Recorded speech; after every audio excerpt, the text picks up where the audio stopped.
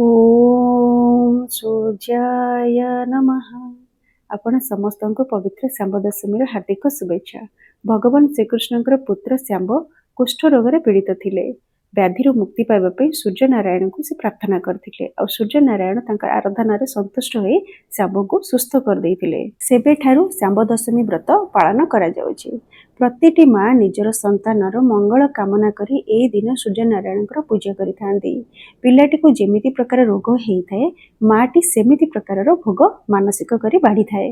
प्रति वर्ष आमर जेमिति श्याम दशमी पूजा होइथाए सेमिति चलित वर्ष आमर हेबनी। तेणु सकाळर अर्घ्य सहित सामान्य पूजाटी मु करिथिली। आजिर पूजारे ना मु झोटी चिता देइथिली नाही पिठा पणा खीर तरकारीर भोग लगेइथिली। बास खाली क्षीर अर्घ्य देइथिली आ सुखिला भोग लगेइथिली। धूप दीपरे आळती सारी मो पिलाकर सुस्थता कामना करी सूर्य देवता मुंडियाटे मारिथिली। प्रथम अर्घ्य सहित श्याम दशमी पूजा सारिथिली।